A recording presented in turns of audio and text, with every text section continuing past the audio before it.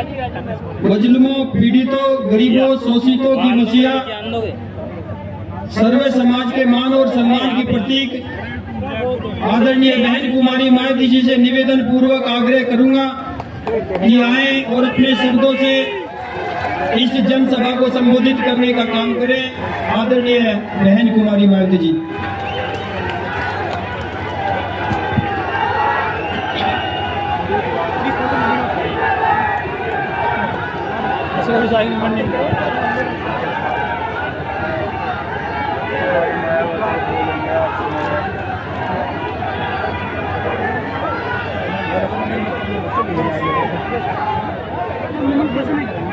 चुनावी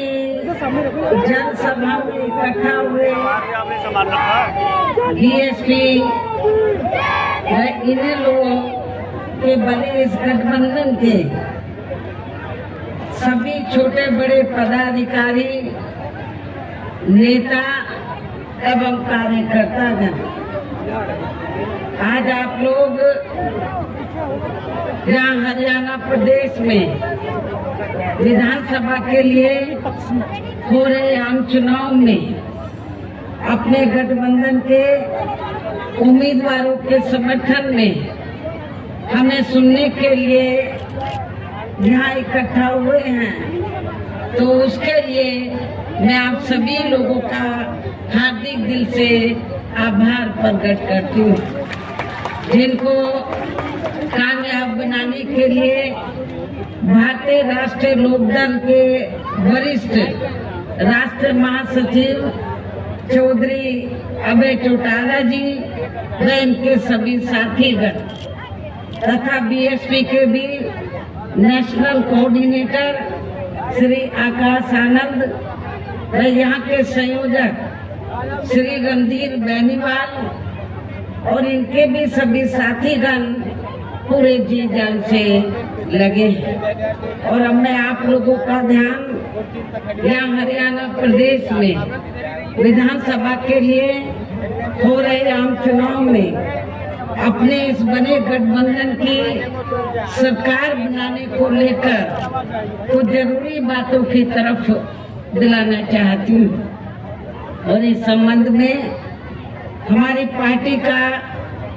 ये कहना है कि अपने देश को आजाद हुए व भारतीय संविधान को भी लागू हुए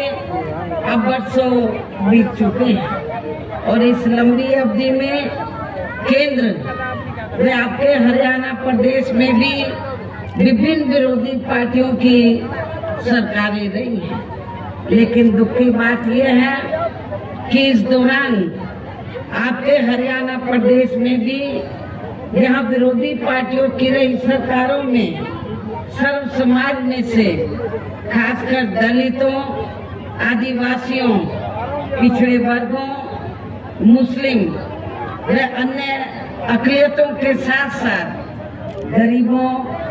मजदूरों, किसानों, व्यापारियों एवं अन्य मेहनतकश लोगों का भी पूर्ण रूप से विकास व उत्थान आदि नहीं हो सका है। जिनकी सरकारों की गलत नीतियों एवं गलत कार्य प्रणाली आदि को अभी ने और ज्यादा आजमाने की जरूरत नहीं है। और इस मामले में खास तौर से मैं दलितों, आदिवासियों व अन्य पिछड़े वर्गों के लोगों को ये बताना चाहूंगी कि इन वर्गों को यानी कि पूरे देश में SC, ST और OBC, अनुसूचित जाति, जनजाति व अन्य पिछड़े वर्गों के लोगों को परम पूज्य बाबा साहब डॉक्टर भीमराव अम्बेडकर के कड़े संघर्ष एवं अथक प्रयासों से भारतीय संविधान में मिले कानूनी अधिकारों में से विशेषकर सरकारी नौकरियों में जो इन्हें आरक्षण की सुविधा मिली है, तो उसे यहाँ पहले कांग्रेस की और अब बीजेपी की तथा अन्य पार्टियों की भी रही सरकारों की जातिवादी सोच व मानसिकता के चलते इन्हें ये आरक्षण का पूरा लाभ नहीं मिल पा रहा है। ये पार्टियां इन्हें ये आरक्षण का पूरा लाभ नहीं दे पा रही हैं और अब तो इनके इस आरक्षण को ये पार्टियां मान्य कोर्ट की आड़ में इसे प्रभावहीन बनाने में व खत्म करने की भी पूरी कोशिश में लगी हुई है। और इसका खास उदाहरण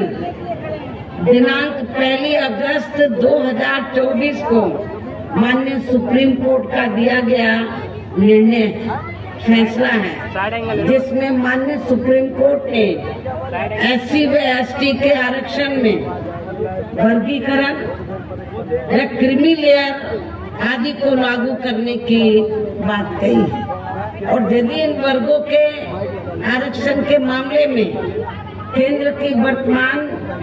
भाजपा सरकार की भी नीति व नीयत साफ होती तो फिर ये सरकार, जो वर्तमान केंद्र की भाजपा सरकार है, तो फिर ये सरकार माननीय सुप्रीम कोर्ट के आरक्षण को लेकर आए इस निर्णय को बिना कोई देरी किए हुए उसे निष्प्रभावी बनाने व पूर्व की स्थिति में लाने के लिए संसद का विशेष सत्र बुलाकर फिर संवैधानिक संशोधन विधेयक जरूर लाते। यदि वर्तमान केंद्र की भाजपा की सरकार की नीयत साफ होती आरक्षण के मामले में, माननीय सुप्रीम कोर्ट ने जो निर्णय दिया है तो वो उस निर्णय से आपका जो आरक्षण है आगे चलकर अब ये ना के बराबर रह जाएगा और आपको कोई ज्यादा लाभ मिलने वाला नहीं है। तो जो अभी तक आपको ये सुविधा मिल रही थी तो उस स्थिति में लाने के लिए तो फिर सुप्रीम कोर्ट का निर्णय है, तो इसको कौन बदल सकता है? इसको सेंटर की सरकार बदल सकती है। वर्तमान में केंद्र की सरकार किसकी है? भारतीय जनता पार्टी की। हमने भारतीय जनता पार्टी की सरकार को ये कहा कि यदि आपकी दलितों, आदिवासियों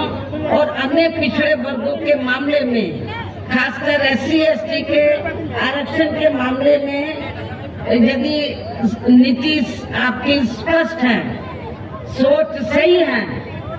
तो फिर आपको जो माननीय सुप्रीम कोर्ट ने 1 अगस्त 2024 को जो निर्णय दिया है, जिससे SC ST का आरक्षण निष्प्रभावी हो गया है और ये फिर खत्म हो जाएगा, तो फिर इसको प्रभावी बनाने के लिए और पूर्व की स्थिति में लाने के लिए फिर केंद्र सरकार की जिम्मेवारी बनती है कि वो पार्लियामेंट का विशेष सत्र बुलाए और विशेष सत्र बुलाकर उसमें संवैधानिक संशोधन विधेयक लाए। उसमें फिर हम देखते कांग्रेस और पूरा विपक्ष तो वो आपको सपोर्ट करता है, नहीं करता है, जिन्होंने संविधान बचाने और आरक्षण को बचाने के नाम पर पूरे देश में दलितों, शोषितों को, पिछड़ों को गुमराह करके इनका वोट तो ले लिया, लेकिन जब माननीय सुप्रीम कोर्ट ने जजमेंट दिया तो जजमेंट के बाद इनको शांत हो गया है। ये सारी विपक्ष की पार्टियां, कांग्रेस और इनका इंडिया गठबंधन सब चुप है, कुछ बोलने के लिए तैयार नहीं। लेकिन हमारे लोगों ने भी बहुत बड़ी गलती की, उनके बहकावे में आ गए। संविधान बचाने के नाम पर, आरक्षण बचाने के नाम पर उनके बहकावे में आकर अपनी पार्टी BSP को भी किनारे कर दिया और इंडिया गठबंधन को वोट दे दिया लोकसभा चुनाव में। लेकिन अब क्या हो रहा है? चुनाव खत्म होने के बाद इंडिया गठबंधन को फायदा तो हो गया गुमराह करके आप लोगों को, लेकिन जब 1 अगस्त को निर्णय आया आरक्षण को लेकर कि जो शेड्यूल कास्ट के लोग हैं, ट्राइब कम्युनिटीज के लोग हैं, दलित जो लोग हैं, आदिवासी लोग हैं, तो अब इनको जो पहले से आरक्षण मिल रहा था, जो इनका कोटा मुकर्रर था जो पहले से आरक्षण मिल रहा था वो ना मिलके अब इनका वर्गीकरण किया जाएगा। जिनको जरूरत है उनको दिया जाएगा और शेड्यूल कास्ट में जो जातियां मजबूत होगी उनको किनारे कर दिया जाएगा। ये जजमेंट है। लेकिन ये आप लोगों को मालूम होना चाहिए कि जिन शेड्यूल कास्ट में जो जातियां कुछ आगे भी बढ़ी हैं, मुश्किल से 5-6% लोग बढ़े हैं, बाकी लोगों की सामाजिक, आर्थिक और शैक्षणिक स्थिति में अभी कोई ज्यादा बदलाव नहीं आया है। इसलिए इनके वर्गीकरण की अभी जरूरत नहीं है, बल्कि जो पूर्व में जैसी स्थिति बनी थी इनको सबको अभी पूरा आरक्षण देने की जरूरत है। लेकिन जब हमने इसके खिलाफ आवाज उठाई तो फिर सारी पार्टियां चुप हो गई। हमने बीजेपी को भी कहा कि सुप्रीम कोर्ट का जजमेंट है, आप संविधानिक संशोधन विधेयक लाइए और आप उसे पार्लियामेंट में लाकर पास कराएं। हम अपोजिशन को भी देखेंगे,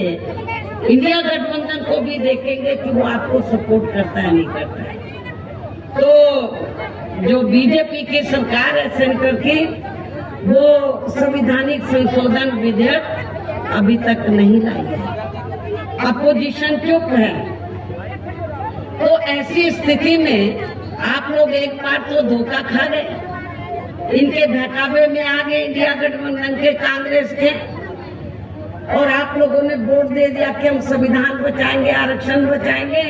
जब माननीय सुप्रीम कोर्ट ने आपके आरक्षण पर चोट मारी तो ये सारी पार्टियां चुप हो गई। ये कहती तो है कि हम आरक्षण के पक्ष में हैं, लेकिन माननीय सुप्रीम कोर्ट ने जो जजमेंट दिया उसको लेकर ये कुछ भी बोलने के लिए तैयार नहीं है। इतना ही नहीं, बल्कि इसके लिए कांग्रेस व इनके इंडी गठबंधन ने अभी तक भी केंद्र सरकार पर कोई दबाव नहीं बनाया है, और ऐसा करना तो बहुत दूर की बात रही। बल्कि इन्होंने माननीय सुप्रीम कोर्ट के इस निर्णय पर अभी तक कुछ भी खुलकर नहीं बोला है, और इस मामले में केंद्र की भाजपा सरकार व अधिकांश सभी विरोधी पार्टियां अभी तक भी चुप्पी साधे हुए हैं। यहाँ मैं ये भी बता देना चाहती हूँ कि माननीय सुप्रीम कोर्ट ने SC/ST आरक्षण में वर्गीकरण करने और क्रीमी लेयर को भी लागू करने का ये कार्य अब राज्य सरकारों के ऊपर ही छोड़ दिया। अब ये राज्य सरकारों के ऊपर ही छोड़ दिया है, जो अब अपने हिसाब से इसका पूरा राजनीतिक फायदा भी उठाएंगे। साथ ही इसकी आड़ में इन वर्गों को बांटकर इन्हें आपस में ही लड़ाएंगे। अर्थात अब ये पार्टियां फूट डालो वे राज करो की नीति का भरपूर फायदा उठाएंगी इस जजमेंट की आड़ में। जबकि संविधान के मुताबिक अभी तक क्या था ये जजमेंट आने से पहले, जबकि संविधान के मुताबिक किस जाति को SC/ST की सूची में शामिल करना है या नहीं करना है, तो इसका ये अधिकार अभी तक केवल संसद किसको था, पार्लियामेंट को था। संसद व माननीय राष्ट्रपति जी को ही दिया हुआ था संविधान के मुताबिक, जिसे 1 अगस्त 2024 को माननीय सुप्रीम कोर्ट के आए निर्णय के जरिए इसे अब वापिस लेकर सीधे ही राज्य सरकारों को दे दिया, जिससे अब इन वर्गों के साथ काफी ज्यादती होगी। अर्थात इनका अब ये आरक्षण ना के बराबर ही रह जाएगा। दलितों का, आदिवासियों का जो आरक्षण है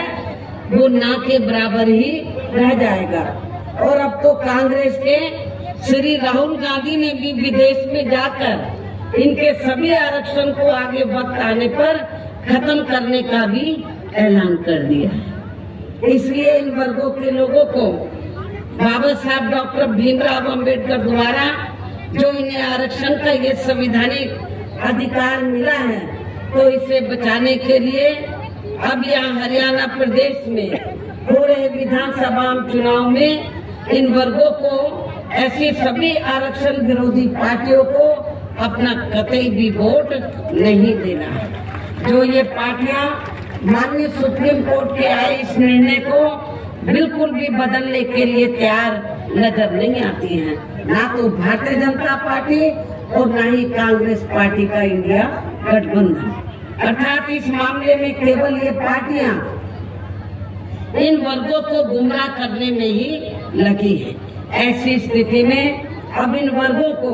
या विधानसभा के हो रहे आम चुनाव में अपने बने इस गठबंधन की ही सरकार बनाकर, क्योंकि ये लोग जो जजमेंट आया माननीय सुप्रीम कोर्ट का रिजर्व